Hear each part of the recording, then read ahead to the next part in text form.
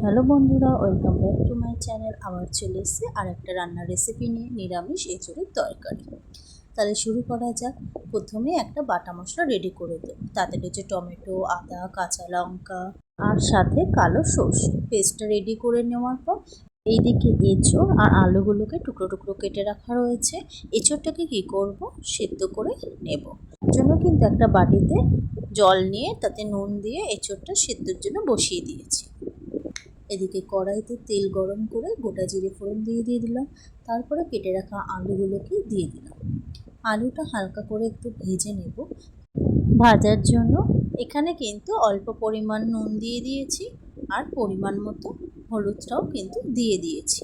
আলুটা ভেজে নিয়ে তার মধ্যে কিন্তু একটা কাঁচা লঙ্কা দিয়ে দেব।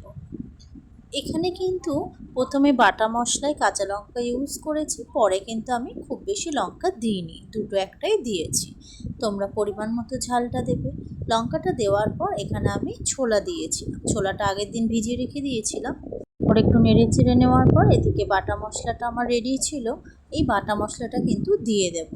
বাটা মশলাটা দিয়ে ভালো করে কিন্তু এবার মশলাটাকে কষিয়ে নিতে হবে। এদিকে ছোলাটাও একটু ভাজা ভাজা হয়ে গেছে আর মশলাটা দিয়ে ভালো করে কিন্তু কষিয়ে নিতে হবে। যারা একদম নিরামিষ খেতে পছন্দ করো, এই রেসিপিটা কিন্তু ঠিক তাদের জন্য। এদিকে আমার মশলাটা যখন রেডি হয়ে গেছে, তারপরে কিন্তু এখানে জিরের গুঁড়ো, ধনের গুঁড়ো, হলুদ আর সাথে কিন্তু একটু লঙ্কার গুঁড়ো ইউজ করেছি। ব্যাস সব মশলা দিয়ে ভালো করে কিন্তু কষিয়ে নেব কিছুক্ষণ। আজকের এই রেসিপিটা কিন্তু তোমরা বাড়িতে ট্রাই করে দেখো, তোমাদেরও কিন্তু বেশ ভালোই লাগবে। এদিকে আমার এঁচোড়টা সেদ্ধ করে রাখা হয়েছিল, সেই এঁচোড়টা কিন্তু আলুর মধ্যে দিয়ে দিলাম। আলুর সাথে মশলাটা যখন ভালো মতো কষে গেছে, তারপরে কিন্তু এঁচোড়টা দিয়ে আরও কিছু সময় কিন্তু কষিয়ে নিতে হবে। এবার কিন্তু এখানে অল্প পরিমাণ নুন দিয়ে ভালো করে এবার এঁচোড়ের সাথে মশলাটা কষিয়ে নেব।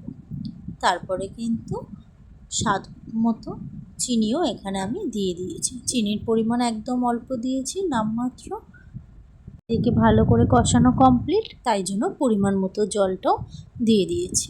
পরিমাণ মতো জল দিয়ে দেওয়ার পর ভালো করে কিন্তু এটাকে এবার ফুটিয়ে নেব। এই কিন্তু আমার রান্নাটা কমপ্লিট, ভালো করে ফুটে গেছে। এবার সার্ভ করে ফেলি। তাহলে আর দেরি কিসের? আমার এই ভিডিওটি ভালো লাগলে অবশ্যই কিন্তু একটা সাবস্ক্রাইব করে দেবে। আমার এই ভিডিওটি দেখার জন্য সকলকে অসংখ্য ধন্যবাদ।